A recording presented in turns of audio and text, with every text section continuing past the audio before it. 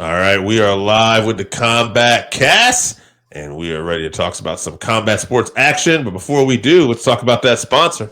Yes, we'd like to thank Game Up for their support of the podcast. They make a thirst-quenching adult beverage with a special blend of electrolytes. Comes in 4 great flavors: fruit punch, lemon, lime, and grape.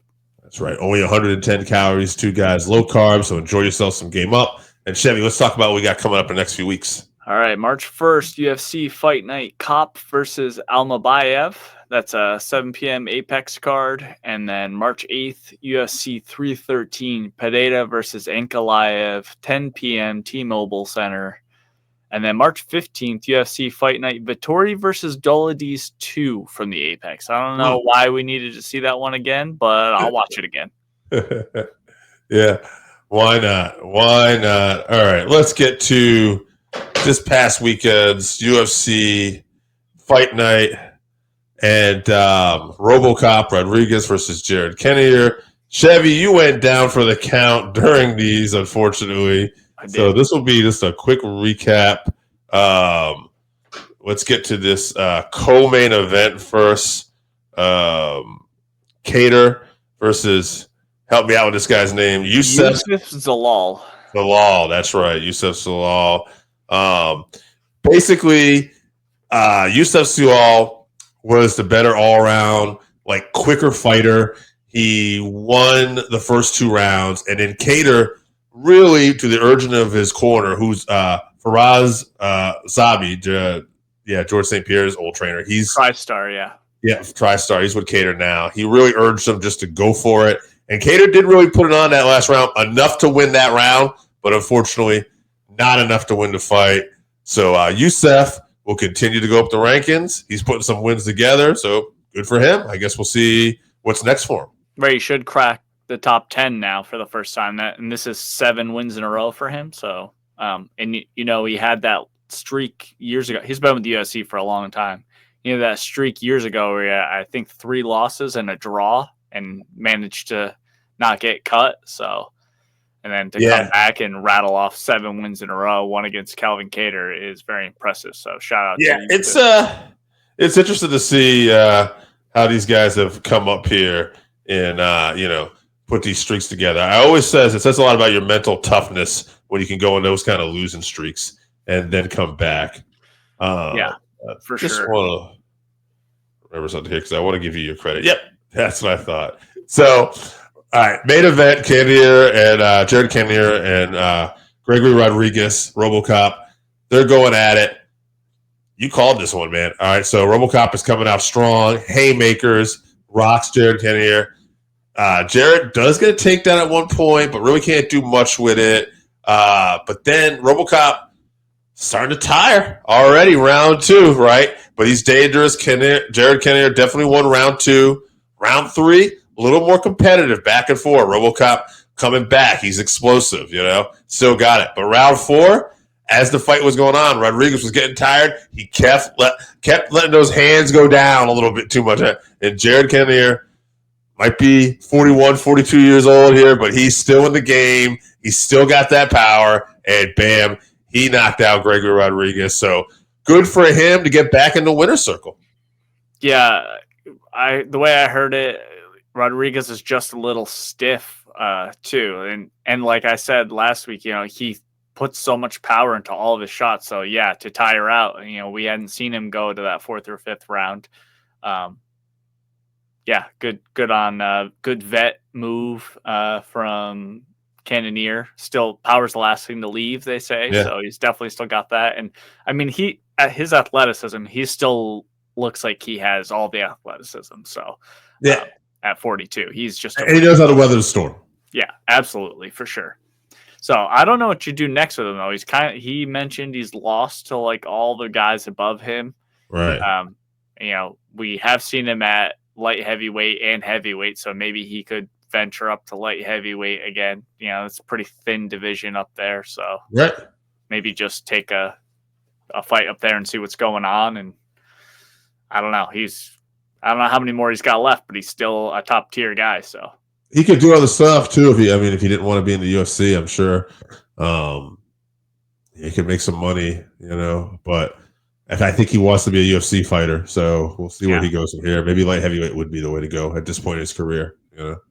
Yeah. All right, let's talk about this week's fight night. Henry Cejudo and Song Yadong, bantamweight bout, UFC from Seattle. 9 p.m. Eastern from Seattle. Yep. Main card starts at 9 p.m. Okay. And any fights you want to call out before we get to the main events? Yeah, on the prelims, making his UFC debut, was just signed yesterday or the day before, signed on short notice, Austin Vanderford.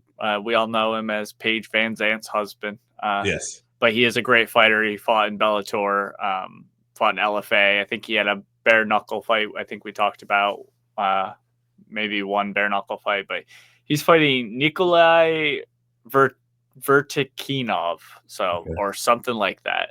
So good luck to him. Anytime you get a short notice fight, it's tough. We did see him on the Contender Series, and he got a win, but he wasn't exciting enough with wrestling. He's added a lot of powerful striking into his game since then, so hopefully he can show out and do well. And then another fight to keep an eye out for on the prelims, Ricky Simon versus Javid Bashrat. That's a banger fight. I think I think Bashrat is the favorite in that, but Ricky Simon is a live dog for sure. And then on the undercard, Gene Silva, who's a Fighting Nerds guy. He's fought on short notice a few times as well. He's a very fun fighter. He's fighting Melsik Baghdasaryan. Yeah, it's a lot of tough names on this card, guys. And then obviously Rob Font staying on the card, but he's got a new opponent, Gene Matsumoto. So that's a co-main event, isn't it? Or? No. That got moved to fight number 3. Brendan Allen and Anthony Hernandez is now the co-main event. Well, good thing I took notes for all these fights. Okay. All right. Good. So I like that one too. So I actually took notes for that. I'll read some stuff off real quick. Okay. Gene Matsumoto.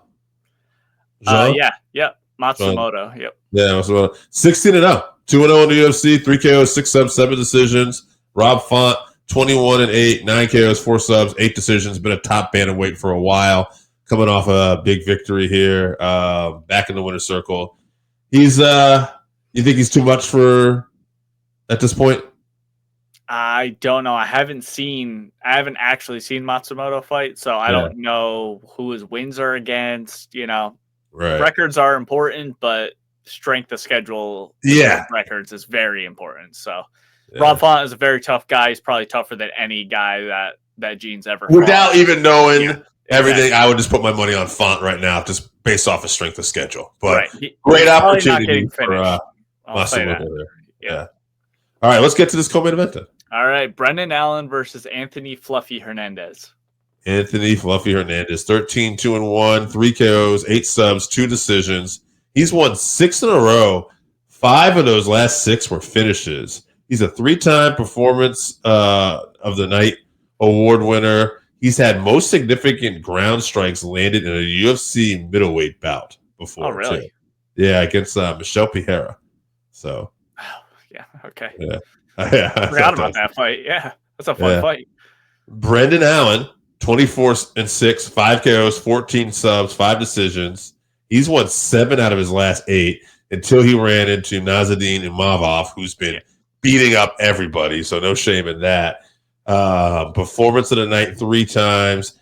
Second most submissions in UFC middleweight division history. So a lot of rear naked chokes. Yeah, this is a fun fight. This could go either way. I like Brendan Allen. You kind of sold me on him. I think he has a few more tools. I'll say he pulls off a decision, though, because this is going to be a good back and forth. Yeah, obviously I've been chatting up Brendan Allen as like the dark horse of the division for a while. I'm a big fan of him. I'm not sure I see him getting a finish over Fluffy. I think momentum-wise, I think Fluffy's got the advantage, obviously. I like both guys. My heart says Allen. My brain's saying Fluffy on this one. So I'm going to pick Hernandez. I think he ends up getting a sub in round 3. But it's very closely matched, I think. So. All right. Well, we'll see. I think we're going to disagree a few times this week. All right, let's get to the main event. All right. Henry Cejudo versus Song Yadong. I went back and forth on this one. Okay. 21-8, Song Yadong. 21-8-1, 9 KOs, 3 subs, 9 decisions. Performance of the night 5 times, fight of the night 1 time.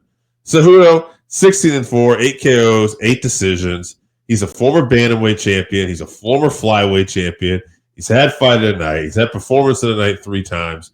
Guy was an Olympic gold medal wrestler. He's basically done it all. He's a legend.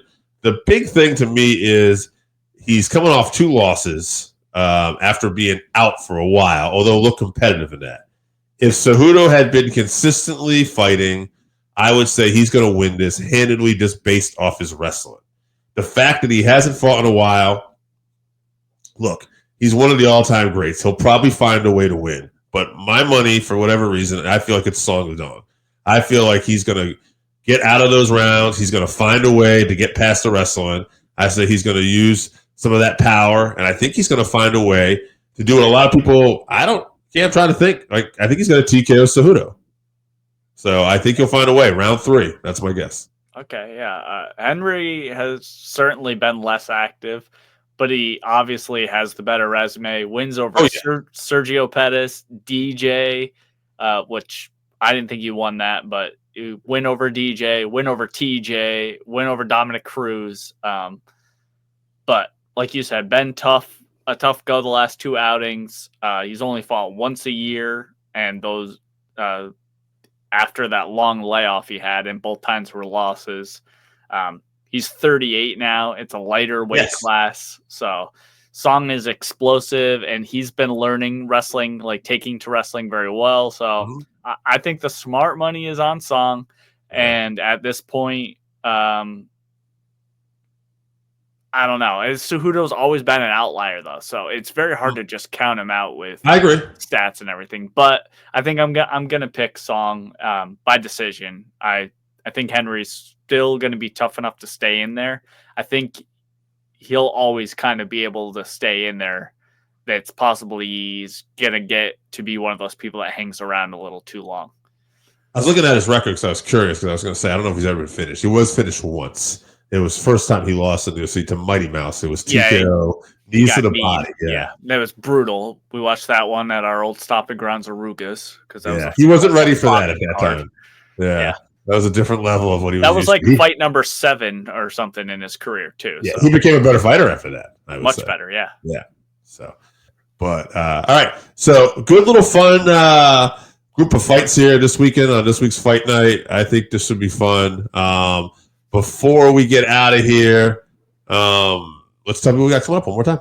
Yep. March 1st, UFC Fight Night, Kopp versus Almabayev. That's a 7 p.m. Apex card. March 8th, UFC 313, Padeda versus Ankalaev. Light heavyweight belt, 10 p.m. T-Mobile Arena. And then March 15th, UFC Fight Night, Vittori versus Dolides 2. That's an Apex card. All right, guys. Thanks for tuning in. Tune in this Saturday for Cejudo versus Song Yadong, UFC Fight Night Seattle. And enjoy some Game Up. If you haven't tried Game Up, then you are missing out. Imagine your favorite seltzer and your favorite sports drink had a baby, but it's way better than that. Each can is 110 calories, low carb, 4.9 ABV. It's a nice light drink that is not light on flavor. Game Up comes in fruit punch, orange, lemon, lime, and grape. Pick it up at drinkgameup.com or at your nearest